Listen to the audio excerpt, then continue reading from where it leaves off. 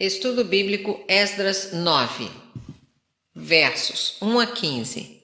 A trágica notícia e a oração de Esdras. Quando Esdras foi consultado pelos governadores judeus em relação aos casamentos mistos contraídos nos últimos anos, ele foi tomado de tristeza e sua profunda angústia trouxe a convicção de pecado a muitos corações. Sua grandiosa oração não continha pedidos de perdão, mas forneceu a devida atmosfera para a confissão e abandono do pecado por parte da congregação. Ele contrastou a lealdade divina com a desobediência de Israel, pela qual a nação merecera extinção. Verso 1. Acabadas, pois, estas coisas. Provavelmente passaram-se diversos meses depois dos acontecimentos de capítulo 8:36, pois estamos agora no mês de dezembro, 10, verso 9. Isso se refere à execução das diferentes tarefas e obrigações passadas a ele. Sacerdotes levitas. Como era o caso antes das deportações pela Assíria e pela Babilônia, a liderança espiritual foi tão negligente quanto o povo. Isaías 24, 2, Jeremias 5, 30 a 31, 6, 13 a 15, Oséias 3, 9, Malaquias 2, de 1 a 9 e 2 Timóteo 4, de 2 a 4. Vieram ter comigo os príncipes. Todas as classes sociais da nação estavam envolvidas nesse recente pecado. Mas uma vez que foram os príncipes que deram o exemplo, verso 2, foram eles e não os sacerdotes que primeiro vieram a ter com Esdras. 5 das 7 nações cananitas foram aqui relacionadas. Deuteronômio 7, verso 1, Atos 13 e 19, além de 3 outras. Esses povos pagãos da terra escaparam à deportação de Nabucodonosor. Não se separaram.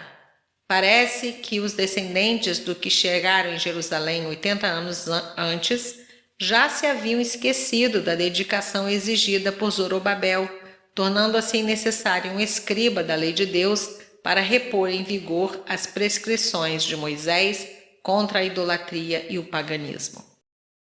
O povo, mais uma vez, se influenciara pela terra. A rebeldia dos judeus no passado, quanto ao separar-se dos povos decaídos ao seu redor, os levou à idolatria e à imoralidade, e por fim ocasionou o seu cativeiro e exílio. Segundo Crônicas 36, versos 14 a 21. Agora, após Deus trazer de volta à pátria um pequeno remanescente, versos 8 e 9, os judeus, uma vez mais, começaram a transgredir o básico preceito divino da separação dos ímpios quanto à sua maneira de viver. Suas abominações. Essa separação nada tem a ver com racismo, pois todos os antigos povos de Canaã eram semíticos e os vizinhos que agora estavam invadindo Jerusalém também o eram. O que importava era a comunhão com Deus e a fidelidade aos princípios religiosos. Verso 11. A história de Israel comprovara como seu zelo religioso enfraquecera ante a influência pagã. A razão dessa exclusividade era manter o povo puro. Na primeira colonização, Israel foi alertado a não fazer alianças com gentios, o que resultaria em casamentos mistos e, inevitavelmente, no culto a deuses estrangeiros. Êxodo 34, versos 10 a 17, Deuteronômio 7, versos 1 a 5. Em grande parte, a violação contínua desse requisito precipitou o exílio de 70 anos, do qual eles acabavam de regressar. Esdras descobriu que isso acontecera outra vez e pediu pelo arrependimento imediato. Mais tarde, Neemias 13, 23 a 27 e Malaquias 2, de 14 a 16, observaram o mesmo pecado. Parecia inacreditável que os judeus tivessem enveredado tão rapidamente pelo mesmo caminho desastroso da idolatria. Nem a ira de Deus no exílio, nem a misericórdia de Deus no retorno foram capazes de impedi-los de se desviarem novamente. cananeus, amorreus. Sobre esses povos, ver notas em Josué 3:10. Verso 2. Linhagem santa. Os súditos da nação chamados à santidade. Êxodo 19, versos 5 e 6. A descendência espiritual de Abraão comprova a fé que sempre o distinguira. Romanos 2, versos 25 a 29, 4, de 1 a 13. Ser uma nação santa, nisto consistia a alta vocação de Israel. Êxodo 19, 6, Isaías 6, 13, Malaquias 2, 15.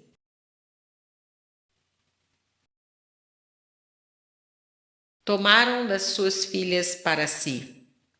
Quando Esdras chegou a Jerusalém, descobriu que muitos dos israelitas, inclusive sacerdotes, levitas e governantes, tinham se casado com mulheres idólatras e praticavam as abominações e impurezas dos pagãos. Versos 1, 2 e 11. O casamento com ímpios foi terminantemente proibido na lei de Moisés. Êxodo 34, de 11 a 16, Deuteronômio 7, versos 1 a 4, Salmo 106, verso 35. O Novo Testamento, da mesma forma, alerta o povo de Deus da nova aliança a não casar-se com incrédulos. 1 Coríntios 7, 39 e 2 Coríntios 6, 14. Nota 1. Como povo, Israel devia ser a possessão exclusiva de Deus, refletindo sua pessoa e santidade mediante a rejeição dos costumes pecaminosos dos que não conhecem a Deus. Deuteronômio 7, versos 1 a 11. 2. Os crentes do Novo Testamento também são chamados para se separarem do mundo. 2 Coríntios 6, 14 a 18. Aqueles que confessam Jesus como seu Senhor devem ser uma nação santa. 1 Pedro 2, versos 9 a 12. Dedicada a fazer a vontade e a obra do Pai. Isso deixa claro que o crente cheio do Espírito viverá uma vida de retidão e separação em comunhão com Deus. 1 Coríntios 6, 11. De modo diferente dessa geração maligna. Atos 2, 40. Tal crente sempre procurará fazer a vontade de Deus como seu fiel filho. Romanos 8, de 13 a 16. Verso 3. Ouvindo eu tal coisa. A reação de pesar de Esdras, acompanhada de oração, é um exemplo típico da ansiedade e aflição que todos os verdadeiros ministros de Deus devem sentir ao verem o povo de Deus conformar-se com costumes ímpios. Arranquei os cabelos da cabeça. Rasgar a roupa era sinal de profunda aflição. Levítico 10, 6, Isaías 7, 6. Mas arrancar uma porção dos cabelos e barba era expressão de ira violenta e indignação moral. Isaías 56, Neemias 13, 25. Esdras percebeu claramente que, por causa da santidade de Deus, pecado tão grave só poderia resultar em outro período de cativeiro. Verso 4. Os que tremiam das palavras do Deus de Israel.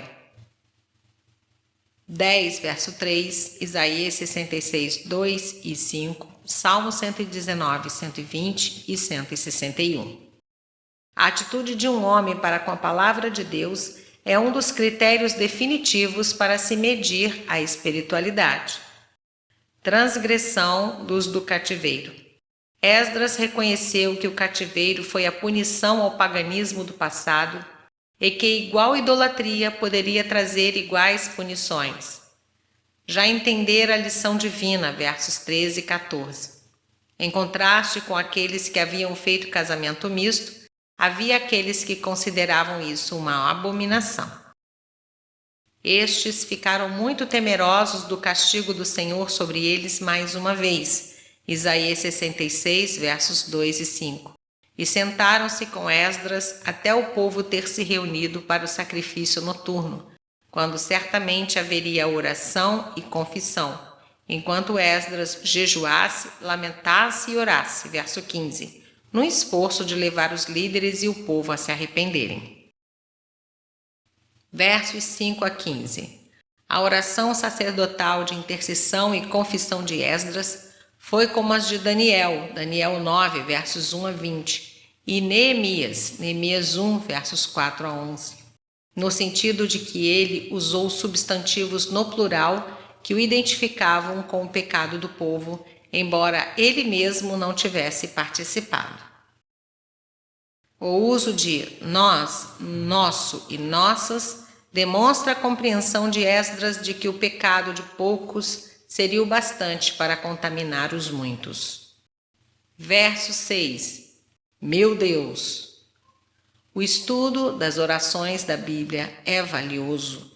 Ler as de Gênesis 18, 23 a 33, Êxodo 32, de 11 a 13, Josué 7, de 6 a 9, Daniel 9, de 3 a 19, Lucas 2, 29 a 32, Atos 4, 24 a 30, Efésios 1, de 15 a 21 e 3, verso 14, Filipenses 1, versos 9 a 11.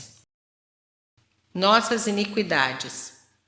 As transgressões começaram com os líderes do povo, verso 2, e o arrependimento começou com o líder espiritual. A humildade e contrição de Esdras, inocente de tais pecados, mas identificando-se com o povo, mostram a responsabilidade do intercessor que procura o arrependimento dos pecadores. Êxodo 32, versos 32 a 35, Isaías 6, verso 5. Verso 8. Agora por breve momento. Literalmente, 80 anos na Terra Santa pareciam um curto espaço de tempo, quando comparados com os séculos de sofrimentos sob os assírios e babilônios, Neemias 9:32. Estabilidade. Literalmente, um prego na parede, para pendurar um objeto, portanto um pouso, uma estabilidade para o povo, antes cativo e agora livre, pela vida nova e com esperanças em Deus. O templo era como um ponto de referência que mantinha a comunidade unida. Isaías 22, 23. Para nos alumiar os olhos, ó Deus nosso, Salmo 13, 3, 1 Samuel 14, 27 e 29. Verso 9. Porque somos servos. Nenhum judeu bem instruído pensava que o milênio já tivesse despontado quando o remanescente de Zorobabel retornou à Palestina. Isaías 14, versos 1 a 3. Para que nos desse um muro de segurança em Judá e em Jerusalém. Muro aqui é figurativo. A palavra no hebraico gader significa muro ou cerca de vinha, construída para sua proteção. Isaías 5, versos 2 e 5. Uma vez que os reis da Pérsia os protegiam, eles eram, em certo sentido, um muro entre Judá e seus inimigos. Versos 10 a 12. Os teus mandamentos. Essa não é a citação de uma passagem particular da Escritura, mas trata-se, na verdade, do conjunto dos mandamentos de Deus a respeito do assunto. Êxodo 34, versos 15 a 17, Deuteronômio 7, versos 1 a 6. Verso 12. Paz, hebraico, shalom, que além de paz, significa plenitude, prosperidade, saúde ou ainda o conjunto de tudo isso. Versos 13 e 14. Uma situação semelhante no primeiro Êxodo, quando os israelitas se envolveram com a idolatria e a imoralidade sob a liderança de Arão, que foi então confrontado por Moisés. Êxodo 32, versos 1 a 35. Verso 14. Não haver restante.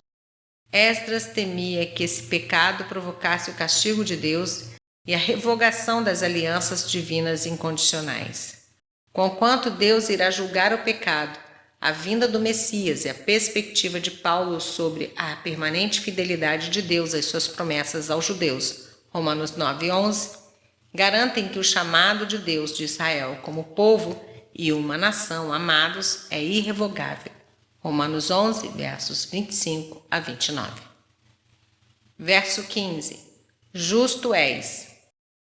Muitos judeus no cativeiro não entenderam como Deus poderia ser justo e ainda punir seu povo, que por pior pecador que tenha sido, não era pior do que os pagãos.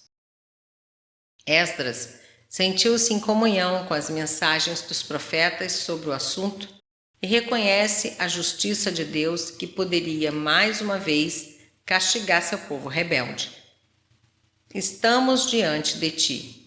Esdras não pedia perdão para o povo antes de levar os judeus a reconhecerem o peso de seus pecados, a se arrependerem e a se reconciliarem com Deus, porque ninguém há que possa estar na tua presença. Todos eram reconhecidamente culpados e não tinham direito de estar diante da presença de Deus. Entretanto, vinham penitentemente buscar a graça do seu perdão. Nota 2.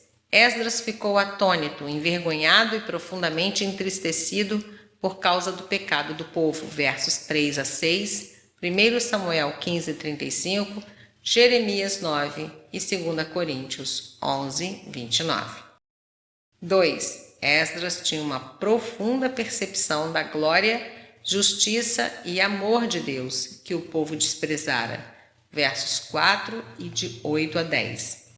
Ele não pôde aceitar os erros do povo, versos 3 e 5, capítulo 10, verso 1. Ver também as orações de Neemias, em Neemias 9, e Daniel, em Daniel 9.